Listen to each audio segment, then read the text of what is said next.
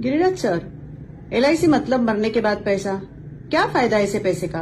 बच्चों को थोड़े ही अमीर बना के जाना है। मान लेते हैं ये साल आपका इनकम 10 लाख रुपया है साल का, तो क्या जिंदगी भर तक आप 10 लाख रुपए कमाने वाले हैं? अगर भगवान आपको अनुमति देते हैं 25 साल काम करने का, तो शायद अगले 10 सालों में वो 1 करोड़, 2 करोड़ या 5 करोड़ भी हो सकता है, या 10 करोड़ भी हो सकते हैं। इसका मतलब आप अगर जीवित हैं तो बच्चों को एक बेहतरीन जिंदगी दे सकते हैं।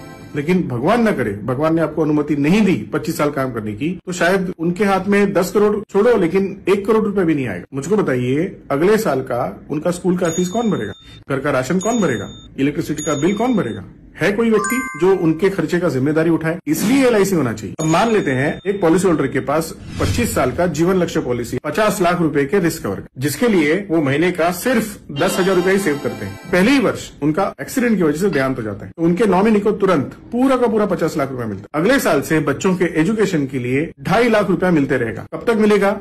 पूरे 25 सालों तक मिलते रहेगा। और 25वें साल में वाइफ के रिटायरमेंट के लिए अलग से 50 से लेके 60 लाख रुपए मिलेगा। और ये सारी की सारी रकम जो है वो पूरी मिलेगी, टैक्स फ्री मिलेगी। मुझे सिर्फ एक वजह बता दो कि आपके बच्चों के पास ये जीवन लक्ष्य पॉलिसी क्यों नहीं होना चाहिए। LIC का मतलब मरने के बाद पैसा नहीं, आपके ना रहते हुए जो जिंदगियां जीने वाली हैं उनके भविष्य के निर्वाह के लिए LIC, कम से कम उनका आत्मसम्मान सुरक्षित रहे, इसलिए इंश्योरेंस करते हैं। LIC करो, जिम्मेदार बनो।